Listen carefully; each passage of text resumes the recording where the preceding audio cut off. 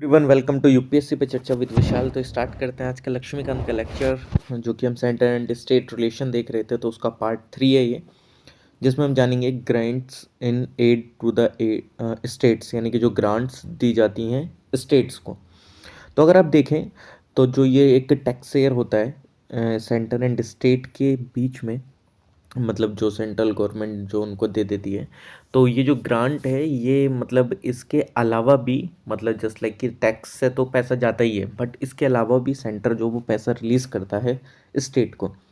एक होता है स्टैट्यूटरी ग्रांट, एक होता है डिस्क्रिशनरी ग्रांट। स्टैट्यूटरी ग्रांट जो है वो आर्टिकल 275 जो है वो एम्पावर करता है पार्लियामेंट को कि वो ग्रांट दे सकती है स्टेट को इफ़ अगर उसको फाइनेंशियल असिस्टेंस की ज़रूरत है।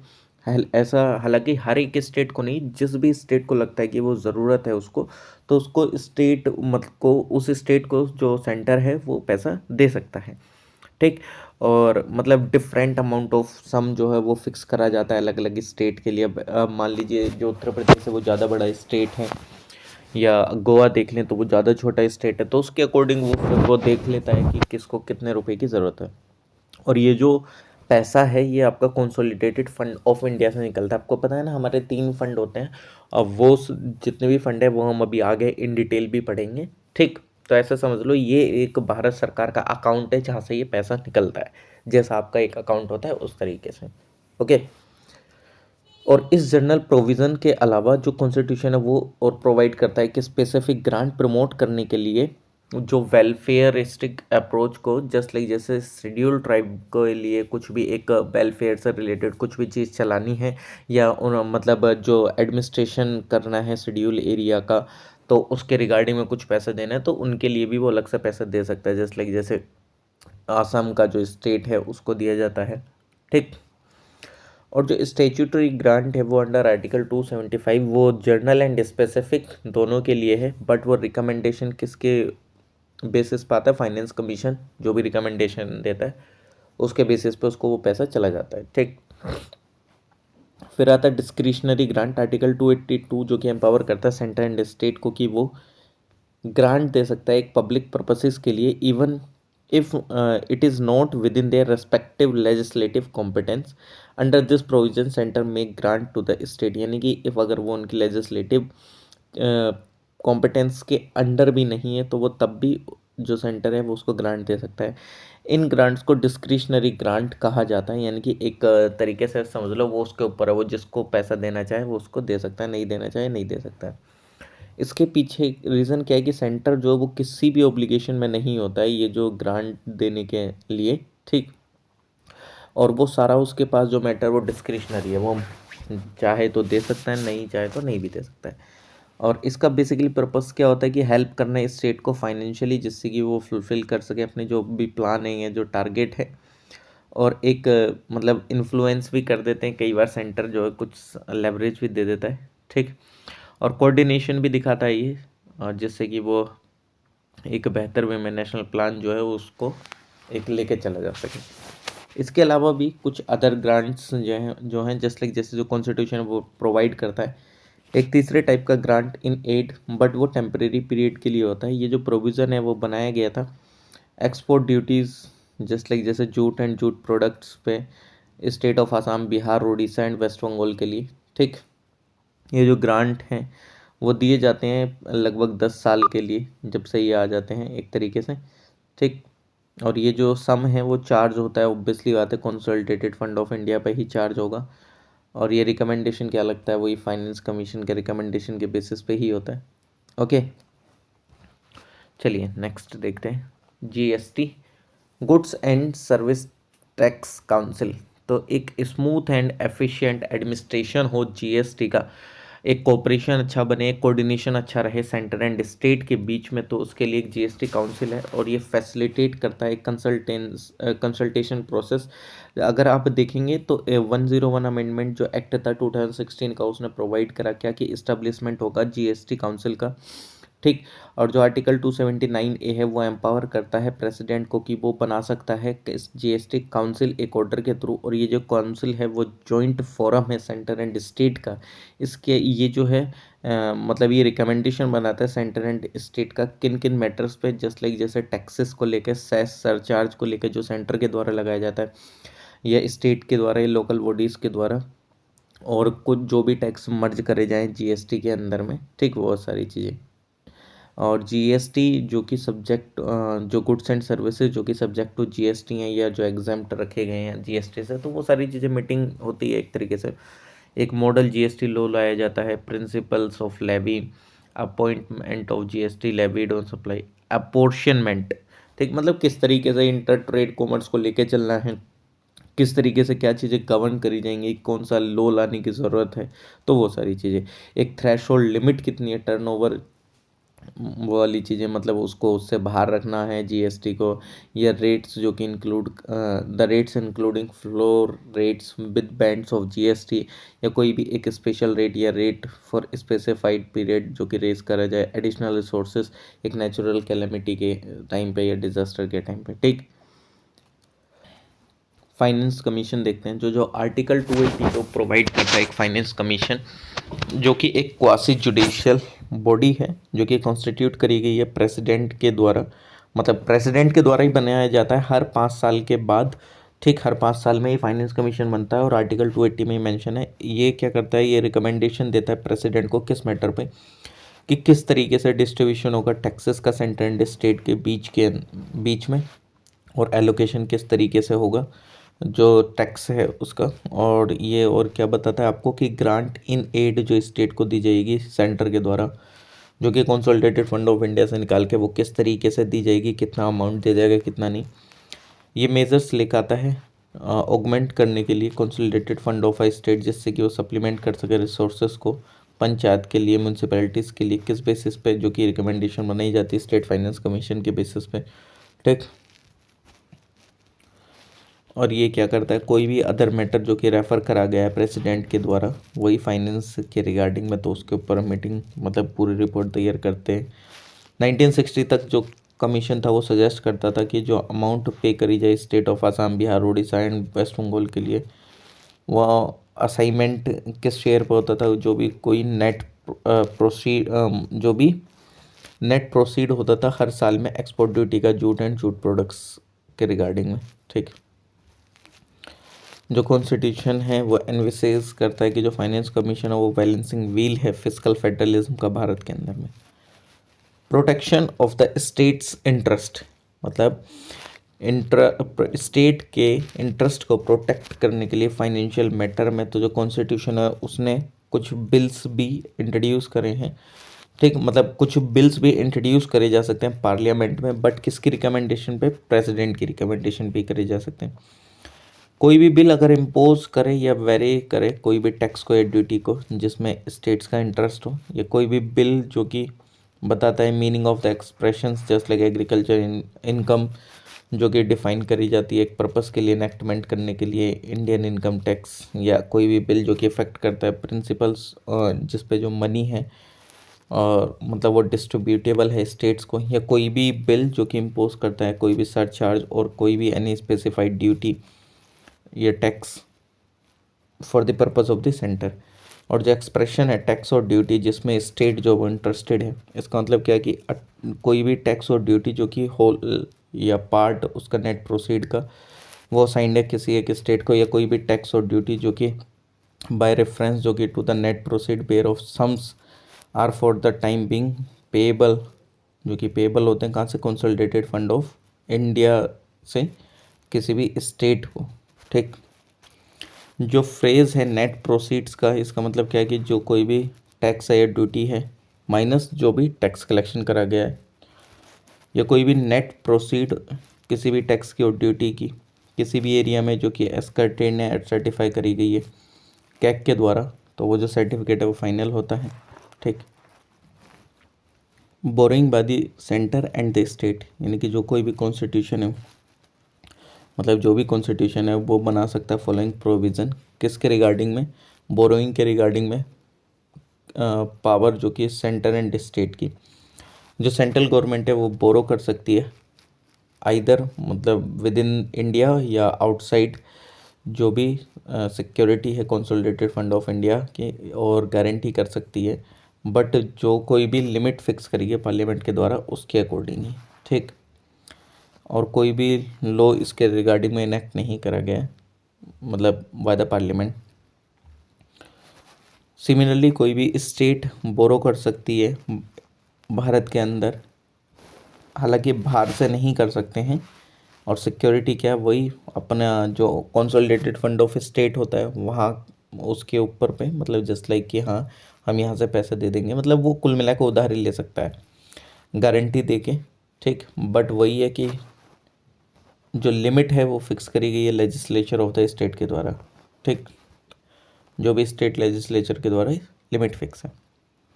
जो सेंट्रल गवर्नमेंट है वो लोन ले सकती है, मतलब लोन दे सकती है किसी भी स्टेट को, और गारंटी दे सकती है जो कोई भी लोन रेज करा गया किसी भी स्टेट के द्वारा, कोई भी सम रिक्वायर्ड हो पर्पस के लिए, मतलब तो वो कोई हाँ चार्ज होता है किसी भी पर्पस के लिए कंसोलिडेटेड फंड ऑफ इंडिया पे, ऑब्वियसली आता है सेंटर यहीं से पैसे निकाल के देगा। कोई भी स्टेट रेज नहीं कर सकता है लोन बिना कंसेंट के सेंटर की, इफ़ अगर कोई भी जो मतलब if there is still outstanding any part of loan made to the state by the center or in respect of which a guarantee has been given by the center, यानी कि अभी अगर कुछ और लोन देना है सेंटर के द्वारा, या अभी मतलब जस्ट लाइक कि वो अगर किसी लोन की गारंटी देता है सेंटर, तो उस केस में जो स्टेट है वो लोन अगर लेता है तो उसको सेंटर से कंसेंट लेनी पड़ेगी, बिना कंसेंट के वो लोन नहीं ले सकता है। इंटर गवर्नमेंटल टैक्स इम्यूनिटीज़ अगर देखा जाए तो अदर फेडरल कॉन्स्टिट्यूशन के अकॉर्डिंग ही तो जो इंडियन कॉन्स्टिट्यूशन है उसके अंदर भी इम्यूनिटी फ्रॉम म्यूचुअल टैक्सेशन है, और काफ़ी सारे प्रोविजंस है इसके रिगार्डिंग में, जस्ट लाइक जैसे एग्जम्पशन है सेंट्रल प्रॉपर्टी का स्टेट टैक्सेशन से। जो प्रॉपर्टी है सेंटर की वो एग्जम्प्ट करी गई है जितने भी टैक्सेस इम्पोज करे जाते हैं स्टेट के द्वारा और किसी अथॉरिटी के द्वारा विद इन ए स्टेट, जैसे कि municipalities, district board, panchayat and so on. लेकिन जो पार्लियामेंट वो एम्पावर है कि वो रिमूव कर सकती है इस बैन को। और ये जो वर्ड है प्रॉपर्टी वो इंक्लूड करता है लैंड, बिल्डिंग, चैटल्स, शेयर, डेट, हर एक चीज़ जिसकी मनी वैल्यू, एंड हर एक प्रॉपर्टी जो कि मूवेबल है, इमूवेबल है, टेंजिबल है, इंटेंजिबल है। फर्दर जो ये प्रॉपर्टी है वो यूज़ करी जाती है फॉर सोवरेन और कॉमर्शियल पर्पसेस के लिए। और जो कॉपरेशन है और जो कंपनी जब क्रिएट करी गई सेंट्रल गवर्नमेंट के द्वारा, वो इम्यून नहीं है स्टेट टैक्सेशन से और लोकल टैक्सेशन से। और जो रीज़न है वो क्या है कि जो कॉरपोरेशन और कंपनी वो सेपरेट लीगल एंटिटी है। एग्जम्पशन है स्टेट प्रॉपर्टी का और इनकम का फ्रॉम सेंट्रल टैक्सेशन। ये जो प्रॉपर्टी एंड जो इनकम है स्टेट की वो एग्जम्प्टेड है सेंट्रल टैक्सेशन से, और ये जो इनकम है वो ड्राइव करी जाती है सॉवरेन फंक्शन से और कॉमर्शियल फंक्शन से। लेकिन जो सेंटर है वो टैक्स लगा सकता है कॉमर्शियल ऑपरेशंस पे of a state if parliament provide करती है तो। हाउवर जो पार्लियामेंट है वो डिक्लेयर करती है कोई भी जो एक पर्टिकुलर ट्रेड है और बिजनेस है वो इंसिडेंशियल है ऑर्डिनरी फंक्शंस के लिए, गवर्नमेंट के लिए, ठीक, और वो टैक्सेबल नहीं होता है फिर। और जो प्रॉपर्टी एंड जो इनकम है लोकल अथॉरिटीज़ की जो कि सिचुएटेड है किसी भी स्टेट में, वो एग्जम्प्टेड नहीं है सेंट्रल टैक्सेशन से। सिमिलरली जो प्रॉपर्टी और जो इनकम है और जो कॉरपोरेशन एंड जो कंपनीज है जो कि ऑन करी जाती है स्टेट के द्वारा, वो टैक्स लगाया जा सकता है सेंटर के द्वारा।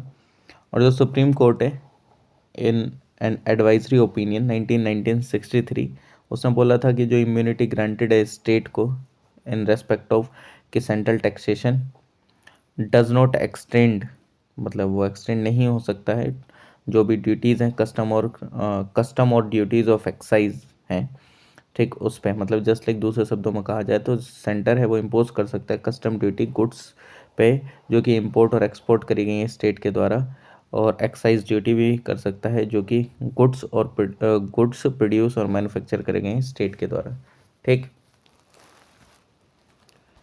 नेक्स्ट है इफेक्ट ऑफ इमरजेंसीज।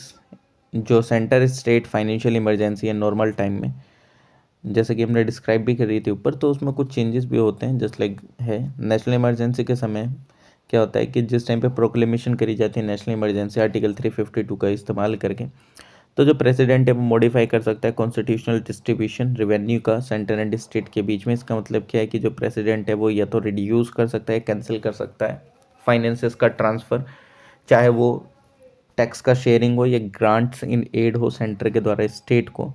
जो मॉडिफिकेशन है वो कंटिन्यू ही रहेगा जब तक फाइनेंशियल ईयर जो चल रहा है जिसमें इमरजेंसी लगी हुई है उस तक, जब तक वो ख़त्म नहीं हो जाता फाइनेंशियल ईयर। फाइनेंशियल इमरजेंसी के समय में कि जिस टाइम पे जो प्रोक्लेमेशन होता है फाइनेंशियल इमरजेंसी का अंडर आर्टिकल 360, तो सेंटर है वो डायरेक्शन देता है स्टेट को कि वो ऑब्जर्व करे कि स्पेसिफाइड कैनन्स फाइनेंशियल प्रॉपर्टी का और रिड्यूस करे सैलरीज एंड अलाउंसेस जितने भी जितने भी क्लासेस के पर्सन हैं जो कि स्टेट के अंदर सर्व कर रहे हैं, रिजर्व करें money bill and other financial bill जो कि कंसिडरेशन के लिए हैं प्रेसिडेंट के। ठीक, बाकी आर्टिकल तो अभी हम देख लेंगे, और हालांकि ये तो आर्टिकल अभी हम देख भी रहे थे पीछे। ट्रेंड्स क्या है सेंटर स्टेट रिलेशन में अगर देखा जाए तो 1967 तक जो सेंटर स्टेट रिलेशन था वो बाय एंड लार्ज स्मूथ था, क्योंकि एक वन पार्टी रूल था सेंटर के अंदर में, और काफ़ी सारे स्टेट में भी अगर देखा जाए तो 1967 में जो इलेक्शन था तो जो कांग्रेस पार्टी थी वो डिफीट हुई 9 स्टेट में, एंड फिर बाद में वो जो सेंटर की पोजीशन थी वो थोड़ी वीक होती गई, और फिर उसने पूरा पॉलिटिकल सिनेरियो चेंज कर दिया, और फिर एक नया एरा स्टार्ट होता है सेंटर स्टेट रिलेशंस में।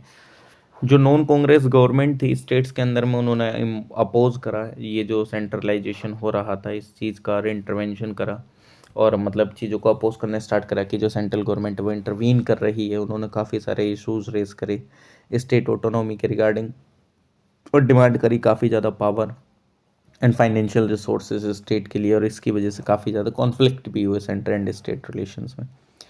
तो जो टेंशन एरिया थे सेंटर एंड स्टेट रिलेशंस में वो क्या क्या थे, तो देखो सबसे पहले कि वही जो अपॉइंटमेंट होता है डिसमिशल होता है गवर्नर का, उसके रिगार्डिंग था। डिस्क्रिमिनेटरी एंड जो पार्टीशन रोल होता है गवर्नर का, ठीक, क्योंकि बोला जाता है कि वो एजेंट है सेंटर का। इम्पोजिशन जो कि प्रेसिडेंट रूल होता है उसके दौरान में काफ़ी सारी चीज़ें करता है सेंटर, और कभी भी इम्पोज कर देता है प्रेसिडेंट रूल, इस तरीके से चीज़ें बोली जाती हैं। डिप्लॉयमेंट जो होता है सेंट्रल फोर्सेस का स्टेट में मेंटेन करने के लिए, लॉ एंड ऑर्डर का रिजर्वेशन जो होता है स्टेट बिल का प्रेसिडेंट के कंसिडरेशन के लिए। डिस्क्रिमिनेशन जो फाइनेंशियल एलोकेशंस का स्टेट को, जो प्लानिंग कमीशन का रोल है अप्रूव करने में स्टेट प्रोजेक्ट को। मैनेजमेंट जो है ऑल इंडिया सर्विसेज का, यूज़ जो है इलेक्ट्रॉनिक मीडिया का पॉलिटिकल पर्पसेस के लिए। अपॉइंटमेंट जो है इंक्वायरी कमीशंस का। चीफ मिनिस्टर के अगेंस्ट में जो शेयरिंग है फाइनेंसेस के सेंटर एंड स्टेट में, या एनक्रोचमेंट जो है सेंटर के द्वारा स्टेट लिस्ट में। जो इशू है ये सेंटर स्टेट रिलेशन में वो अभी कंसिडरेशन में है 1960 से, और इस रिगार्डिंग में काफ़ी सारी डेवलपमेंट भी हुई हैं अभी तक। जैसे ARC एडमिनिस्ट्रेटिव रिफॉर्म कमीशन, यानी कि जो सेंट्रल गवर्नमेंट है उसने अपॉइंट करा था एक 6 मेंबर एडमिनिस्ट्रेटिव रिफॉर्म कमीशन 1966, किसकी चेयरमैनशिप में मोरारजी देसाई की, जो कि फॉलो करा गया था के हनुमंतैया। और इस रेफरेंस में तो जो काफ़ी अदर एग्जामिनेशंस भी करेंगे सेंटर स्टेट रिलेशन के, और इसको एग्जामाइन करने के दौरान मतलब काफ़ी सारे जो वेरियस इशूज़ इसके अंदर में डिस्कस करेंगे और एग्जामिन करेंगे सेंटर स्टेट रिलेशंस को लेकर। और ARC कॉन्स्टिट्यूट करी एक स्टडी टीम जो कि किसके अंडर में थी, MC स्टेलबेड, और इस बेसिस के रिपोर्ट पे स्टडी टीम ने मतलब ARC फाइनलाइज करा और अपनी रिपोर्ट बनाई और सबमिट करी सेंट्रल गवर्नमेंट को 1969 में। इसने लगभग 22 रिकमेंडेशन बनाई जिससे कि वो इम्प्रूव कर सकता है सेंटर स्टेट रिलेशन। एंड जो इम्पोर्टेंट रिकमेंडेशन है वो कौन कौन सी हैं, वो हैं आपकी इस्टेब्लिशमेंट करना इंटर स्टेट काउंसिल का आर्टिकल 263 का इस्तेमाल करके, अपॉइंटमेंट करना पर्सनस का जिसको लॉन्ग एक्सपीरियंस है पब्लिक लाइफ में एंड एडमिनिस्ट्रेशन में, नॉन पार्टीशन एटीट्यूड रखना गवर्नर को। डेलीगेशन ऑफ पावर जो कि maximum extend to the state, transfer करा जाना मोर फाइनेंशियल रिसोर्सेज का स्टेट्स को, रिड्यूस करना डिपेंडेंसी सेंटर के ऊपर, डिप्लॉयमेंट करना सेंट्रल आर्म्ड फोर्सेज का स्टेट में, ठीक है, आइदर ऑन द रिक्वेस्ट और अदरवाइज। कोई भी एक्शन नहीं लिया जाना सेंट्रल गवर्नमेंट, मतलब अभी तक कोई भी एक्शन नहीं लिया गया सेंट्रल गवर्नमेंट के द्वारा जो भी रिकमेंडेशन रखी गई हैं ARC के द्वारा। फिर राज मन्नर कमेटी आई थी 1969 में, तमिलनाडु गवर्नमेंट जो कि DMK जो कि उसने अपॉइंट करा था 3 मेंबर कमेटी डॉक्टर PV राज मन्नर के चेयरमैनशिप में इसने एग्जामिन करा था पूरा question centre and state relation को लेकर सजेस्ट करी थी अमेंडमेंट कॉन्स्टिट्यूशन में, जिससे कि सिक्योर करके रखा जा सके ऑटोनॉमी को स्टेट्स की। और जो कमेटी थी उसने रिपोर्ट जो थी सबमिट करी थी तमिलनाडु गवर्नमेंट को 1971 में। इस कमेटी ने आइडेंटिफाई करे थे रीज़न प्रिवेल करने से रिलेटेड जो थे यूनिटरी ट्रेंड जो आपको देखने को मिलेगा, यानी कि सेंट्रलाइजेशन जो आपको देखने को मिल रहा था कंट्री में, उसके रिगार्डिंग में इसने बोला था कि कुछ प्रोविजंस जो हैं कॉन्स्टिट्यूशन के अंदर उसमें स्पेशल पावर हैं सेंटर के पास, वन पार्टी रूल जो है सेंटर एंड स्टेट में, इनएडिक्वेसी है स्टेट फाइनेंशियल रिसोर्सेज का एंड कॉन्सिक्वेंट डिपेंडेंसी है सेंटर पे फाइनेंशियल असिस्टेंस के लिए। इंस्टीट्यूशन जो है सेंट्रल प्लानिंग का एंड जो रोल है प्लानिंग कमीशन का। इम्पोर्टेंट रिकमेंडेशन जो थी कमेटी की वो है क्या कि जो इंटर स्टेट काउंसिल है वो सेटअप हो इमीडिएटली, फाइनेंस कमीशन को परमानेंट बॉडी बनाया जाए, प्लानिंग कमीशन को डिस्बैंड करा जाए और स्टैट्यूटरी बॉडी बनाया जाए, मतलब it place should be taken by statutory body बनाया जाए इसकी जगह पे। आर्टिकल 356, 357, 365 जो कि डील करता है प्रेसिडेंट रूल से, उसको टोटली ओमिट कर दिया जाए। जो प्रोविज़न है स्टेट मिनिस्ट्री के जो कि होल्ड करता ऑफिस गवर्नर के प्लेजर के अकॉर्डिंग, उसको पूरा ओमिट कर दिया जाए, यानी कि जब तक गवर्नर चाहता है तब तक वो रहेगा, तो इस चीज़ को ओमिट कर दिया जाए। जो कुछ सब्जेक्ट यूनियन लिस्ट के एंड जो कॉन्करेंट लिस्ट के उसको ट्रांसफ़र कर दिया जाए। स्टेट लिस्ट को जो रेसिडरी पावर है वो एलोकेट होनी चाहिए स्टेट्स को, और जो ऑल इंडिया सर्विसेज हैं इन सबको एबोलिश कर देना चाहिए।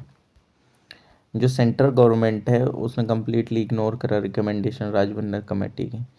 फिर आता है आनंदपुर साहिब रेजोल्यूशन 1973 में, जो अकाली दल था उसने अडॉप्ट करा रेजोल्यूशन जो कि कंटेन करता है पॉलिटिकल एंड रिलीजियस डिमांड, जो कि मीटिंग हुई थी आनंदपुर साहिब पंजाब के अंदर में। ये जो रेजोल्यूशन है इसको आनंदपुर साहिब रेजोल्यूशन के नाम से जाना जाता है। इसने डिमांड करा था सेंटर का जुरिस्डिक्शन जो कि शुड बी रेस्ट्रिक्टेड था किस चीज़ से related, defence, foreign affair, communication and currency से, एंड जितनी भी रेस्टिट्यूटरी पावर थी वो किसके हाथ में थी, स्टेट्स के होनी चाहिए, मतलब एक तरीके से। और इसने स्टेट करा था कि जो कॉन्स्टिट्यूशन है वो फेडरल होना चाहिए रियल सेंस में, एंड इंश्योर करना चाहिए इक्वल अथॉरिटी एंड रिप्रेजेंटेशंस जितनी भी स्टेट्स हैं सेंटर में। वेस्ट बंगाल मेमोरेंडम 1977 में, जो वेस्ट बंगाल गवर्नमेंट थी जो कि किसके द्वारा लेड करी जा रही थी, कम्युनिस्ट के द्वारा, उसने पब्लिश कर एक मेमोरेंडम सेंटर स्टेट रिलेशन से related and sent to the central government. और जो मेमोरेंडम था इंटर एलिया वो सजेस्ट करता है काफ़ी सारी चीज़ें कि जो वर्ड यूनियन है कॉन्स्टिट्यूशन के अंदर उसको रिप्लेस करा जाना चाहिए शब्द फेडरल से, और जो जुरिस्डिक्शन है सेंटर का उसको कन्फाइन होना चाहिए defence, foreign affairs and currency, communication and economic coordinations के रिगार्डिंग में, ठीक। और जितने भी सब्जेक्ट हैं इंक्लूडिंग जस्ट लाइक जैसे रेस्टिट्यूटरी वो should be vested in the states. और जो आर्टिकल 356, 357 है जो प्रेसिडेंट रूल से रिलेटेड है, 360 फाइनेंशियल इमरजेंसी से रिलेटेड, उसको रिपील करना चाहिए। और जो स्टेट हैं स्टेट्स कंसेंट वो ऑब्लिगेटरी होना चाहिए फॉर्मेशन से रिलेटेड न्यू स्टेट के या ऑर्गेनाइजेशन से रिलेटेड एग्जिस्टिंग स्टेट्स के। और जो टोटल रेवेन्यू है जो रेस्ट करा जाता है सेंटर के द्वारा जितने भी सोर्सेज से 75% एलोकेट होना चाहिए स्टेट्स को। राज्यसभा को इक्वल पावर होनी चाहिए लोकसभा के अकॉर्डिंग। और देयर शुड बी क्या कि only centre and state services होनी चाहिए, ऑल इंडिया सर्विसेज को एबोलिश कर देना चाहिए। और जो सेंट्रल गवर्नमेंट है उसको हालांकि जो सेंट्रल गवर्नमेंट है उसने एक्सेप्ट नहीं करी थी ये जो डिमांड थी इस मेमोरेंडम में। सरकारिया कमीशन जो कि 1983 में बैठे सेंट्रल गवर्नमेंट ने अपॉइंट करा था 3 member commission centre state relation से रिलेटेड, जो कि किसके चेयरमैनशिप में था, आर एस सरकारिया जो कि एक रिटायर्ड जज थे सुप्रीम कोर्ट के। और इस कमीशन ने बोला था इस कमीशन ने एग्जामाइन करा था बेसिकली एंड रिव्यू करा था जो वर्किंग था एग्जिस्टिंग अरेंजमेंट का जो कि सेंटर एंड स्टेट्स को लेकर सारे स्फेयर्स में, और रिकमेंड करा था appropriate changes and measures. Initially इसने 1 ईयर गिवन 1 ईयर 1 साल दिया गया था कंप्लीट करने के लिए अपना वर्क को, लेकिन इसका जो टर्म था वो एक्सटेंड हुआ 4 बार। और इसने सबमिट करी अपनी रिपोर्ट 1988 में। ये जो कमीशन था ये फेवर में नहीं था स्ट्रक्चरल चेंजेस के एंड जो ये कॉन्स्टिट्यूशनल अरेंजमेंट है एग्जिस्टिंग उसके, और जो प्रिंसिपल जो कि रिलेटेड है इंस्टीट्यूशन से। बट इसने एम्फेसाइज करा था कौन सी नीड पे कि वो फंक्शंस में चेंजेस और ऑपरेशनल एस्पेक्ट में। इसने ऑब्जर्व करा कि था कि जो फेडरलिज्म है वो एक मोर फंक्शनल अरेंजमेंट है कोऑपरेटिव एक्शन के रिगार्डिंग देन ए स्टेटिक इंस्टीट्यूशनल कॉन्सेप्ट। और आउटराइटली इसने रिजेक्ट करा था डिमांड जो भी कर्टेल कर रही थी पावर सेंटर एंड स्टेट की जो डाटा की जो स्ट्रॉन्ग सेंटर है इज एसेंशियल। वो एसेंशियल है किस चीज़ के लिए, सेफ गार्ड करने के लिए नेशनल यूनिटी एंड इंटेग्रिटी को, जो कि थ्रेटन करी जाती है काफ़ी सारे फिसिपेरस टेंडेंसीज के थ्रू। ठीक, तो इसने रिजेक्ट कर दिया था उस डिमांड को कि कर्टेल करना चाहिए सेंटर की पावर को। और उसने फिर सीधा रीज़न दिया कि वो इसलिए होनी चाहिए कि ताकि इंटीग्रिटी बनी रहे, नेशनल यूनिटी।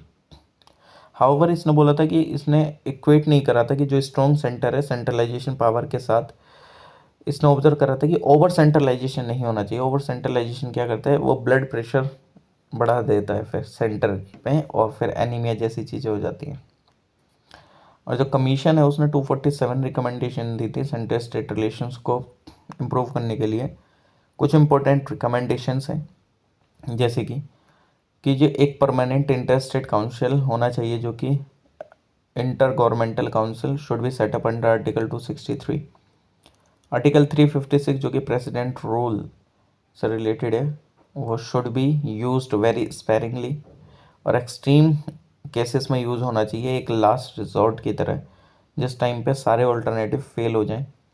और जो इंस्टीट्यूशंस है ऑल इंडिया सर्विसेज के, वो फर्दर स्ट्रेंथन हुए एंड कुछ और सर्विसेज क्रिएट करी जानी चाहिए।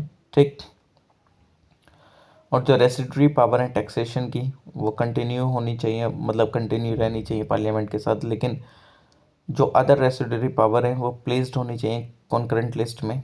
और जो प्रेसिडेंट है जो विद होल्ड करता है अपनी असेंट को स्टेट बिल पे, तो उसका रीजन कम्युनिकेट होना चाहिए स्टेट गवर्नमेंट को कि उसने क्यों विद होल्ड करा है वो बिल। और जो नेशनल डेवलपमेंट काउंसिल है उसको रीनेम करना चाहिए एंड रिकॉन्स्टिट्यूट करना चाहिए as a national economic and development council. और जो जोनल काउंसिल है वो कॉन्स्टिट्यूट होनी चाहिए, अफ्रेश एंड रीएक्टिवेट होनी चाहिए, और प्रमोट करना चाहिए उनको स्पिरिट ऑफ फेडरलिज्म। और जो सेंटर है उसके पास पावर होनी चाहिए कि वो मतलब शुड है पावर कि वो डिप्लॉय कर सके, मतलब उसके पास पावर होनी चाहिए कि वो डिप्लॉय कर सके आर्म फोर्सेस को, डिप्लॉय कर सके आर्म्ड फोर्सेस को। बट मतलब इफ़ अगर उसको लगता है तो उसको कर, मतलब कुल मिला के उसके पास पावर तो है कि बिना किसी कंसेंट के वो डिप्लॉय कर सकता है, लेकिन इट इज़ डिज़ायरेबल, या ऐसा बोला जाता है कि भाई आपको उनसे कंसल्ट भी कर लेना चाहिए एक बार स्टेट से। और सेंटर है उसको कंसल्ट करना चाहिए स्टेट से कोई भी लॉ बनाने से पहले कॉन्करेंट लिस्ट के सब्जेक्ट पे। और जो प्रोसेस है, प्रोसीजर है जो भी कंसल्ट करने का चीफ मिनिस्टर से मतलब अपॉइंटमेंट से रिलेटेड स्टेट गवर्नमेंट के, वो प्रिस्क्राइब शुड भी मतलब प्रिस्क्राइब होना चाहिए कॉन्स्टिट्यूशन में इटसेल्फ। ठीक, जो नेट प्रोसीड्स हैं कॉरपोरेशन टैक्स की, वो परमिशेबली शेयर होनी चाहिए स्टेट्स के साथ भी। और जो गवर्नर है वो डिसमिस नहीं कर सकता council of minister as long as, जब तक commands a majority in the assembly, यानी कि जब तक मेजोरिटी है असेंबली के अंदर में। जो गवर्नर है उसका जो टर्म है 5 ईयर्स का स्टेट के अंदर में, उसको वो शुड नॉट बी डिस्टर्ब नहीं होना चाहिए एक्सेप्ट कुछ एक्सट्रीमली कंपेलिंग रीजंस छोड़ के। जो जो मतलब कोई भी कमीशन जो है इंक्वायरी का, नो कमीशन ऑफ इंक्वायरी, मतलब कोई भी कमीशन नहीं बैठना चाहिए स्टेट के मिनिस्टर के अगेंस्ट में, जब तक कि जो डिमांड है वो पार्लियामेंट के द्वारा नहीं बना दी जाए। और जो सरचार्ज है इनकम टैक्स पे, वो नहीं लगाया जा सकता सेंटर के द्वारा एक्सेप्ट कुछ स्पेसिफिक पर्पसेस को ध्यान में रखते हुए, एक स्ट्रिक्टली लिमिटेड पीरियड के लिए ही कर सकते हैं। और जो प्रेजेंट डिवीजन है फंक्शंस का finance commission and planning commission के बीच में, वो रीजनेबल है एंड वो कंटिन्यू रहेगा। और जो स्टेप्स हैं जो कि लिए जाते हैं यूनिफॉर्म, मतलब स्टेप्स लिए जाने चाहिए यूनिफॉर्मली इम्प्लीमेंट करने के लिए 3 लैंग्वेज फार्मूला ट्रू स्प्रिट में। और जो कोई भी ऑटोनॉमी है रेडियो एंड टेलीविज़न से रिलेटेड, ठीक, नोट कोई भी ऑटोनॉमी नहीं रहनी चाहिए, और डिसेंट्रलाइजेशन होना चाहिए इनके ऑपरेशंस में, कोई भी चेंज नहीं होना चाहिए राज्यसभा के रोल में, एंड सेंटर की जो पावर है रीऑर्गेनाइज करने के रिगार्डिंग स्टेट्स के। और जो कमिश्नर हैं लिंग्विस्टिक माइनॉरिटीज़ के, उनको एक्टिवेट हो जाना चाहिए। जो सेंट्रल गवर्नमेंट है उसने इम्प्लीमेंट करी 180 रिकमेंडेशन आउट ऑफ 247 सरकारी या कमीशन के, और जो मोस्ट इम्पोर्टेंट इस्टेब्लिशमेंट था वो था इंटर स्टेट काउंसिल का, जो कि 1990 में करा गया। ठीक, अभी पंछी कमीशन की रिकमेंडेशन पढ़ते हैं और फिर इसके बाद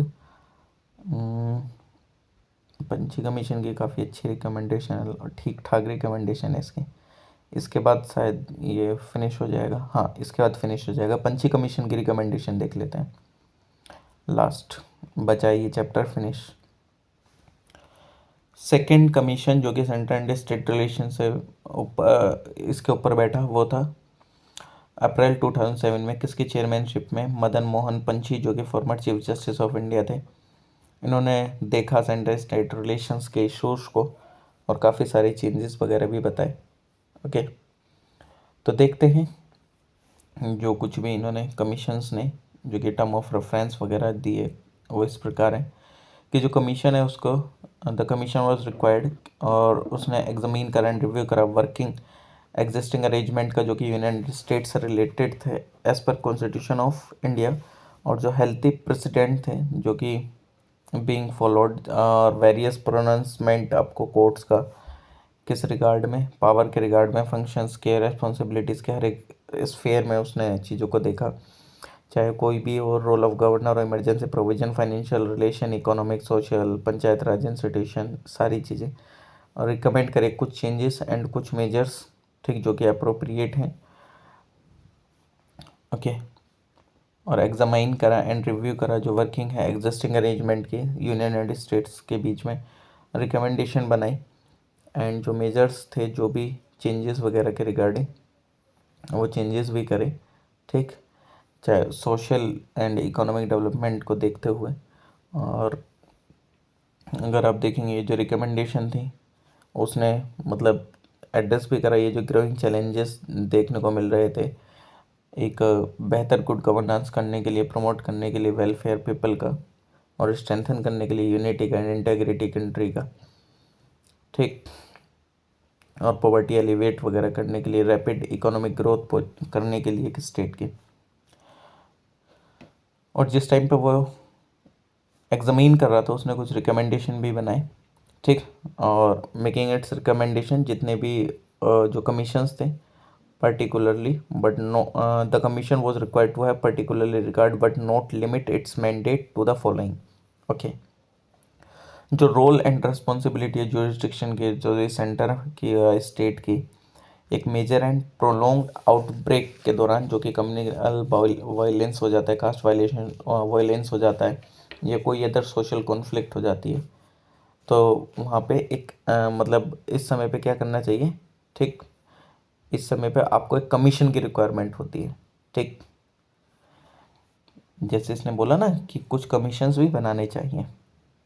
तो जो रोल है सेकंड क्या है, जो कोई भी रोल है रेस्पॉन्सिबिलिटी एंड जुरिस्डिक्शन से रिलेटेड सेंटर की, ये स्टेट की प्लानिंग से रिलेटेड या इम्प्लीमेंटेशन से रिलेटेड मेगा प्रोजेक्ट या इंटरलिंकिंग से रिलेटेड रिवर्स के, तो नॉर्मली 15 से 20 साल ले लिया जाता है कंप्लीशन होने में, ठीक, तो उस चीज़ों पे होना चाहिए कमीशन।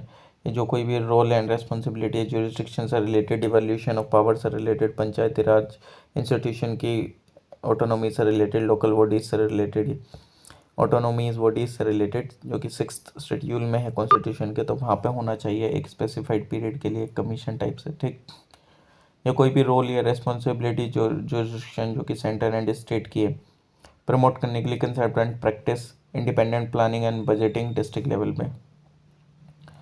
जो कोई भी रोल है रेस्पॉन्सिबिलिटी एंड जुरिस्डिक्शन है सेंटर की, स्टेट की, and linking central assistant provide करने के लिए काफ़ी अलग अलग चीज़ों में, स्टेट्स की परफॉर्मेंस को इम्प्रूव करने के लिए, या role responsibility and jurisdiction centre की अडॉप्ट करने में approaches and policies based on positive discrimination, favour करने में बैकवर्ड स्टेट्स को, या जो कोई भी इम्पैक्ट है रिकमेंडेशन जो भी दी गई है 8th and 12th finance commission के द्वारा फिजिकल रिलेशंस पे सेंटर एंड स्टेट के बीच में, या ग्रेटर डिपेंडेंस जो कि स्टेट्स की है फंड्स के ऊपर पे जो भी डिवैल्यूशन करा जाता है सेंटर के द्वारा उससे रिलेटेड, मतलब कुल मिला के यहाँ पे कुछ कमीशंस वगैरह इन सब की ज़रूरत होती है, तो वो ये सारी चीज़ें बताई उसने।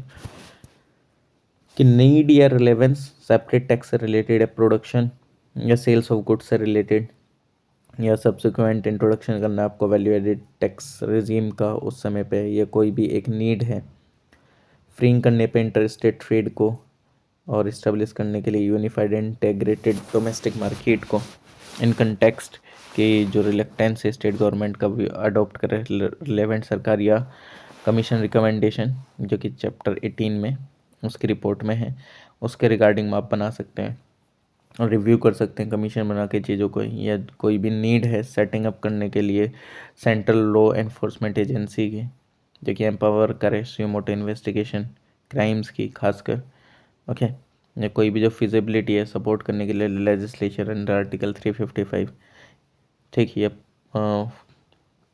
सेंट्रल फोर्सेस को डिप्लॉयमेंट से रिलेटेड, ओके। तो ये सारी चीज़ें, तो जो कमीशन है उसने सबमिट करी अपनी रिपोर्ट गवर्नमेंट को अप्रैल 2010 में और फाइनलाइज करा 1456 पेज की रिपोर्ट 7 वॉल्यूम्स में। और कमीशन ने एक्सटेंसिव हेल्प ली अलग अलग सरकारी कमीशन की रिपोर्ट से, मतलब सरकारी कमीशन की रिपोर्ट से, national commission to review the working of the constitution की रिपोर्ट से, सेकेंड ARC रिफॉर्म रिपोर्ट से, नंबर ऑफ एरियाज देखे। और कमीशन और जो कमीशन रिपोर्ट थी वो डिफर्ड थी सरकारी कमीशन की रिकमेंडेशन से। और एग्जामाइन करने के बाद एट लेंथ जो इशू रेज हुआ in terms of reference and related aspect, you and shades जो कमीशन था वो किस कंक्लूजन पाया, कोऑपरेटिव फेडरलिज्म जो है वो एक क्यों होना चाहिए एक सस्टेन करने के लिए इंडिया की unity integrity and social and economic development future में अगर लेकर चलना है तो। जो प्रिंसिपल है कोऑपरेटिव फेडरलिज्म का, दस मे हैव टू उसको एक्ट करना चाहिए as a practical guide Indian polity and governance के लिए। इन ऑल जो जो कमीशन था उसने लगभग ओवर 310 रिकमेंडेशन बनाई, टच करे अलग अलग significant areas centre state relations के, और कुछ रिकमेंडेशन दी जस्ट लाइक कि फैसिलिटेट करना चाहिए इफेक्टिव इम्प्लीमेंटेशन लॉज का जो भी लिस्ट 3 में है, ठीक। और ये ज़रूरी है कि जो कुछ ब्रॉड एग्रीमेंट है जो कि हैं किस यूनियन एंड स्टेट के बीच में, उनको इंट्रोड्यूस करने से पहले मतलब क्या करना चाहिए, एक तो जितने भी ये नेसेसरी है कि ब्रॉड एग्रीमेंट होना चाहिए यूनियन एंड स्टेट के बीच में अगर आपको कॉन्करेंट लिस्ट से रिलेटेड कोई भी लेजिस्लेशन लेके आना है। यूनियन को एक्सट्रीमली रिस्ट्रेन करना चाहिए असर्ट करने में पार्लियामेंट्री सुप्रीमेसी किन मैटर्स में जो कि असाइंड है स्टेट को, ग्रेटर फ्लेक्सिबिलिटी होनी चाहिए स्टेट्स को किस रिलेशन में, खासकर सब्जेक्ट जो कि स्टेट लिस्ट में है, जो ट्रांसफ़र आइटम है कॉन्करेंट लिस्ट में, ये की है एक बेटर सेंटर स्टेट रिलेशंस के लिए। और जो यूनियन है, यूनियन को occupy the union should occupy only that जितने भी जो सब्जेक्ट्स हैं कॉन्करेंट और जो ओवरलैपिंग जुरिस्डिक्शन है वो एब्सोल्युटली नेसेसरी अचीव करने में यूनिफॉर्मिटी पॉलिसी की डेमोस्ट्रेबल नेशनल इंटरेस्ट को। और there should be a continuing auditing role, एक ऑडिटिंग रोल होना चाहिए किस किस के बीच में, इंटर स्टेट काउंसिल और मैनेजमेंट से रिलेटेड मैटर्स के कॉन्करेंट और ओवरलैपिंग जुरिस्डिक्शंस, ठीक।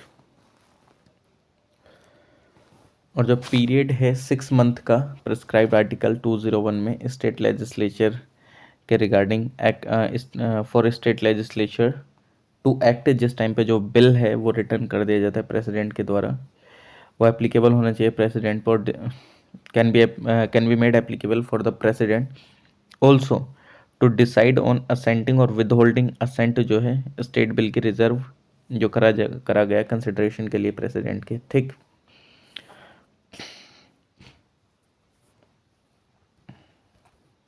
पार्लियामेंट को लॉ बनाने चाहिए ऑन किस सब्जेक्ट पे, जो कि एंट्री 14 से रिलेटेड है लिस्ट 1 की। और जो ट्रीटी बनाई गई है एंड इम्प्लीमेंट करी जानी चाहिए पार्लियामेंट्री लेजिस्लेशन के थ्रू, और स्ट्रीमलाइन करने के टू स्ट्रीमलाइन द प्रोसीजर जो भी इन्वॉल्व करा गया है। और जो एक्सरसाइज है the exercise of the power obviously वो एब्सोल्यूट नहीं है और अनचार्टर्ड है in view of the federal structure of legislative and executive power. Financial obligation and जो इम्प्लीकेशन स्टेट फाइनेंस की वो arise out of treaties and arrangement should be permanent okay, जो भी फाइनेंस कमीशन बनाता है, मतलब जो भी फाइनेंस कमीशन कॉन्स्टिट्यूट्स होता है टाइम टू टाइम, ठीक, उसकी जो ऑब्लिगेशंस होनी चाहिए कुल मिला के। और जिस टाइम पे आप गवर्नर सेलेक्ट कर रहे हैं और जो सेंट्रल गवर्नमेंट है उसको अडोप्ट करनी चाहिए कुछ स्ट्रिक्ट गाइडलाइन, जो कि सरकारी कमीशन में भी रिकमेंडेड है। वो should be eminent in some walk of life, ये शुड बी अ पर्सन जो कि स्टेट के बाहर का होना चाहिए, शुड बी ये एक detached figure and not too intimately concern, connected होना चाहिए लोकल पॉलिटिक्स से स्टेट की। ये एक वो पर्सन होना चाहिए, should not be taken to a great part politics, मतलब कुल मिला के ये पॉलिटिक्स से तो नहीं होना चाहिए और उस स्टेट से नहीं होना चाहिए। और जो गवर्नर है उसका फिक्स टेन्योर होना चाहिए 5 ईयर्स का। और जो रिमूवल है should not B at the sweet will, यानी कि गवर्नमेंट जो है सेंटर में उसके अकॉर्डिंग नहीं होना चाहिए इसका जो रिमूवल है, यानी कि जब उसकी इच्छा हुई तो तब उसको हटा दिया, नहीं हुई तो नहीं। और जो प्रोसीजर है इम्पीचमेंट के रिगार्डिंग, प्रेसिडेंट के रिगार्डिंग वो एप्लीकेबल कैन भी, वो भी एप्लीकेबल होना चाहिए गवर्नर्स के रिगार्डिंग भी एज सच। और जो आर्टिकल 163 है वो पावर नहीं देता है गवर्नर को एक जनरल डिस्क्रिशनरी वाली कि वो एक्ट करे अगेंस्ट और विद होल्ड कर दे एडवाइस किसकी, office council of minister. In fact जो एरिया है for the exercise of discretion वो लिमिटेड होना चाहिए एंड लिमिटेड एरिया में होना चाहिए। और जो चॉइस ऑफ एक्शन है वो शुड नॉट बी आर्बिट्रेरी और फैंसीफुल, ये और ये it must be a choice dictated by reason activated by good faith and tempered by question. और इन रेस्पेक्ट ऑफ बिल जो भी पास करे जाते हैं लेजिस्लेटिव असेंबली के द्वारा स्टेट की, और जो गवर्नर है उसका डिसीजन लेना चाहिए within 6 month whether to grant assent, और रिजर्व करके रखना है कंसिडरेशन के लिए प्रेसिडेंट की। और on the question of governor role, यानी कि गवर्नर के रोल के रिगार्डिंग जो क्वेश्चन करा गया, जो भी मतलब चीफ मिनिस्टर को वो जो अपॉइंट करते हैं उसके रिगार्डिंग में। और in case of an hung assembly तो ये नेसेसरी है कि कुछ क्लियर गाइडलाइन फॉलो करी जानी चाहिए एज अ कॉन्स्टिट्यूशनल कन्वेंशन, जैसे कि जो पार्टी है और जो कॉम्बिनेशन है पार्टीज़ का वो कमांड करें, ठीक। और देर इज़, और इफ़ अगर प्री पोल अलाइंस है कोalition का तो इट शुड बी ट्रीटेड, मतलब उसको as a one political party treat करना चाहिए। इफ़ अगर कोई भी कोalition ऑब्टेन करता है मेजॉरिटी, ठीक, तो लीडर जो होगा उस कोalition का उसको बुलाना चाहिए गवर्नर के द्वारा कि जिससे कि वो गवर्नमेंट बनाए। इफ़ अगर कोई भी पार्टी या प्री पोल कोalition नहीं होता है, ये कोई मेजॉरिटी नहीं आती है, तो गवर्नर को खुद अपने आप से चीफ मिनिस्टर सजेस्ट मतलब लाना चाहिए। और जो ग्रुप ऑफ पार्टीज़ हैं जो कि प्री पोल अलाइंस बना लेती हैं, कमांड करते हैं लार्जेस्ट नंबर, ठीक, उनमें से देख के बना देना चाहिए। मतलब ये बता रहे हैं कि आप इनमें से देख के बना सकते हैं। लार्जेस्ट पार्टी जो कि उसके पास सबसे ज़्यादा सपोर्टर्स हैं, या पोस्ट इलेक्टोरल जो भी कोalition था जितनी भी पार्टीज़ का, ये पोस्ट इलेक्टोरल अलाइंस था कुछ पार्टीज़ के साथ जो कि ज्वाइन होती है गवर्नमेंट के साथ। रिमेनिंग इंक्लूडिंग इंडिपेंडेंट हैं वो, independent supporting the government from outside. Chief minister के डिसमिसल वाले क्वेश्चंस के ऊपर जो गवर्नर है इनवेरिएबली वो इंसिस्ट होता है चीफ मिनिस्टर पर, वो उसको क्या करना होता है, प्रूव करनी होती है अपनी मेजोरिटी, ठीक। और जो गवर्नर है उसके पास राइट टू सैंक्शन है प्रोसिक्यूट करने के लिए state minister council of minister की एडवाइस पे, इफ़ जो कैबिनेट डिसीजन है वो अपीयर होता है गवर्नर के टू बी मोटिवेटेड बाय बाइस in the face of overwhelming material. और जो कन्वेंशन है गवर्नर का वो एक्ट करता है as a chancellor of universities and hold करता है other statutory position should be done away with. और जिस टाइम पे जो एक्सटर्नल एग्रेशन और जो इंटरनल डिस्टर्बेंस है वो पैरालाइज कर देता है स्टेट एडमिनिस्ट्रेशन को, state administration creating a situation of a potential break down to the constitutional machinery of the state. और जितने भी ऑल्टरनेटिव कोर्सेज हैं अवेलेबल यूनियन एंड डिस्चार्ज के लिए उसकी paramount responsibility under article 355 should be exhausted to contain position and the exercise of the power under Article 356 should be limited strictly to ratify failure of the constitutional machinery in the state। यानी कि कुल मिला के आपको article 355 का एक बेहतर वे में यूज़ करना चाहिए। ठीक, और जो कोई भी क्वेश्चन आर्टिकल 356 से रिलेटेड कि जिस समय पे जो कॉन्स्टिट्यूशनल मशीनरी के अकॉर्डिंग जो स्टेट है वो फेल हो जाता है काम करना, ठीक, तो उस समय पे आपको एक बेहतर वे में चीज़ों को लेकर चलना चाहिए। जो कोई भी रिकमेंडेशन दी गई है SR Bommai versus union of India 1994 के अकॉर्डिंग में, ठीक, तो आपको उसके अकॉर्डिंग कुछ अमेंडमेंट या इनकॉर्पोरेट करनी चाहिए गाइडलाइंस। ठीक, और इसने काफ़ी सारी जो चीज़ थी सेंटर के हाथ में जो थी वो थोड़ी सी कम करने के लिए भी बोला था, तो आपको उसके अकॉर्डिंग चलना चाहिए।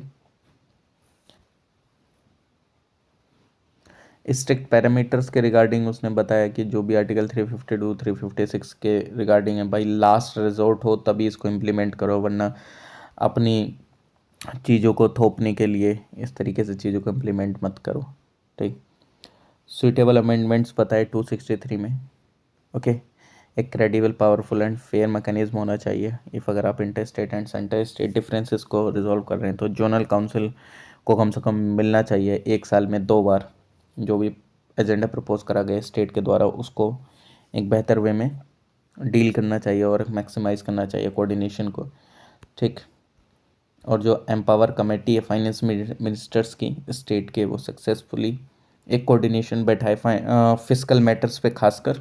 ठीक, जो कि फोरम है वो चीफ मिनिस्टर्स की होती है, जो कि चेयर भी इनके द्वारा ही करी जाती है। रोटेशन बेसिस पे उसका वो होना चाहिए एक हेड।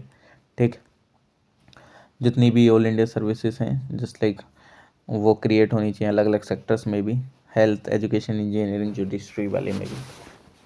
और जो फैक्टर है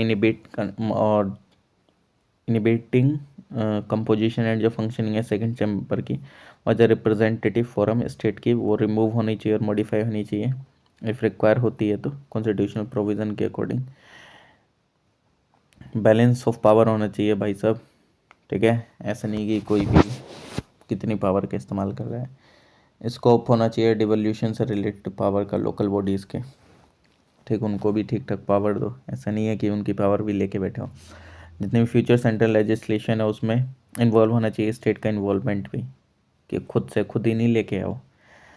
और रॉयल्टी रेट्स होने चाहिए जो भी मेजर मिनरल्स जो कि रिवाइज होते हैं एटलीस्ट हर 3 साल पे बिना किसी डिले के। रॉयल्टी रेट्स जो कि मेजर मिनरल्स पे डिसाइड होने चाहिए हर 3 साल पे। स्टेट्स को अच्छी तरीके से कंपेंसेशन मिलना चाहिए। और जो करंट सीलिंग है प्रोफेशन टैक्स पे वो कम्प्लीटली अलग हटा देनी चाहिए कॉन्स्टिट्यूशनल अमेंडमेंट के थ्रू। और जो स्कोप है रेज करने का मोर रेवेन्यू टैक्सेस से जो कि मेंशन है आर्टिकल 268 में, ठीक, शुड बी एग्जामाइंड फ्रेश। और ये जो इशू है मे बी आइदर ये रेफर्ड होना चाहिए फाइनेंस कमीशन को और एन एक्सपर्ट कमेटी को। और ग्रेटर अकाउंटेबिलिटी होनी चाहिए फिजिकल लेजिस्लेशन के रिगार्डिंग में खासकर। और कंसिडरेशन होना चाहिए specified in term of reference और फाइनेंस कमीशन। ठीक, और जो सेंट्रल गवर्नमेंट है वो रिव्यू करे जितने भी एग्जिस्टिंग सेस हैं सरचार्ज हैं अच्छी तरीके से। और क्लोज लिंकेज होना चाहिए plan and loan plan expenditure में। एक्सपर्ट कमेटी भी आनी चाहिए इसके ऊपर। एक बेटर कोऑर्डिनेशन होना चाहिए फाइनेंस कमीशन प्लानिंग कमीशन वगैरह के बीच में। और जो फाइनेंस कमीशन है फाइनेंस कमीशन का डिवीज़न है मिनिस्ट्री ऑफ फाइनेंस में वो शुड भी कन्वर्टेड होना चाहिए एक फुल फ्लेज डिपार्टमेंट में। और जो प्लानिंग कमीशन है उसका एक क्रूशियल रोल होना चाहिए करंट है, मतलब जो प्लानिंग कमीशन है उसका क्रूशियल रोल है करंट सिचुएशन में, बट इसका जो रोल है उसका कोऑर्डिनेशन से रिलेटेड होना चाहिए। हालांकि अब तो ये हट के हमारा नीति आयोग आ गया तो उसने तो अब कोऑपरेटिव और कॉम्पिटिटिव फेडरलिज्म प्रमोट कर ही रहा है ये काफ़ी अच्छे से। स्टेप जो भी स्टेप लेने चाहिए इंटर स्टेट ट्रेड कॉमर्स के रिगार्डिंग जो कि आर्टिकल 307 में है एंट्री 42 लिस्ट 1 में। ठीक, और जो रिपोर्ट है कमीशन की, ये जो है ये पूरी एकदम सर्कुलेट हुई जितने भी अलग अलग स्टेक होल्डर हैं, तो इसमें से काफ़ी रिकमेंडेशन मानी भी गई। ठीक, ऑब्वियसली बात है, पूरी तो रिकमेंडेशन नहीं मानी जाती है। तो चलिए एट लास्ट हमारा centre and state relation chapter complete होता है। नेक्स्ट चैप्टर हम स्टार्ट करेंगे नेक्स्ट वीडियो में, जो कि है इंटर स्टेट रिलेशन से रिलेटेड चैप्टर नंबर 15। तो please like share comment and subscribe. Thank you everyone, मिलते हैं आप लोगों से नेक्स्ट लेक्चर में।